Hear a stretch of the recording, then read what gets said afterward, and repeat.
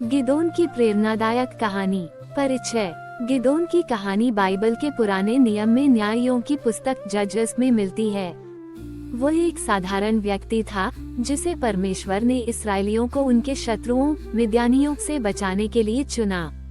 ये कहानी साहस, विश्वास और परमेश्वर की शक्ति पर निर्भरता की एक अद्भुत मिसाल है। 1. इस्राएलियों की पीड़ा और परमेश्वर का आह्वान। इस्राएलियों ने परमेश्वर को छोड़कर अन्य देवताओं की पूजा शुरू कर दी थी, जिससे वह उनसे अप्रसन्न हो गया। इसके परिणामस्वरूप मिद्यानी लोग इस्राएल पर 7 वर्षों तक अत्याचार करते रहे।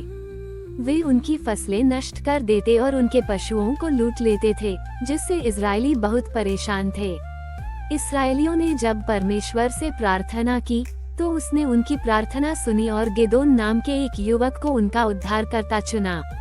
गिदोन ओफ्रा नामक स्थान में अपने पिता के खेत में गेहूं कूट रहा था। वह डरा हुआ था और मिद्यानियों से छिपकर काम कर रहा था। तभी परमेश्वर के दूत ने उसे दर्शन दिया और कहा, हे वीर योद्धा, यहोवा तेरे साथ है। न्यायियों 6:12। गिदोन ने उत्तर दिया, यदि परमेश्वर हमारे साथ है तो फिर हम पर इतनी विपत्तियां क्यों आईं? हमारे पूर्वजों को तो उसने मिस्र से छुड़ाया था, लेकिन अब उसने हमें त्याग दिया है। परमेश्वर ने कहा, मैं तुझे भेजता हूँ, तू मिद्यानियों से इस्राएल को छुड़ाएगा। गिदोन एक साधारण व्यक्ति था जिसे अपने ऊपर भरोसा नहीं था। उसने कहा, मैं सबसे छोटे कुल से हूँ, मैं ये कैसे कर सकता हूँ? लेकिन परमेश्वर ने उसे आश्वासन दिया कि वो उसके साथ रहेगा। 2. गिदोन की परीक्षा और विश्वास। गिदोन को परमेश्वर पर पूरा विश्वास नहीं था, इसलिए उसने प्रमाण मांगा। उसने एक ऊन का टुकड़ा लिया और कहा, हे परमेश्वर, यदि तू सच में मुझे चुना है तो मैं ये ऊन बाहर रखूंगा। यदि सुबह ऊन भीगा हो और बाकी जमीन सूखी रहे तो मैं मान लूंगा कि तूने मुझे चुना है। अगली सुबह जब उसने देखा तो ऊन पूरी तरह गीला था और जमीन सूखी थी। फिर भी उसने दूसरी बार प्रमाण मांगा, इस बार ऊन सूखा रहे और जमीन गीली हो। परमेश्वर ने ये भी कर दिखाया।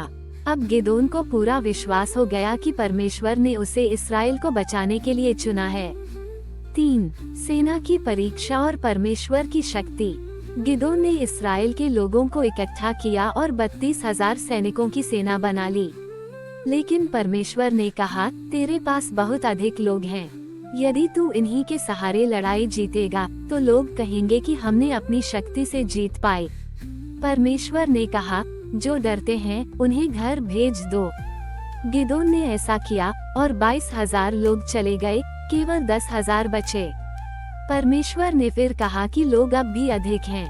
उसने गिदोन से लोगों को पानी पीने के लिए नदी पर ले जाने को कहा। जो लोग पानी को हाथ से उठाकर पिएंगे उन्हें सेना में रखना और जो सीधे झुककर पिएंगे उन्हें हटा देना।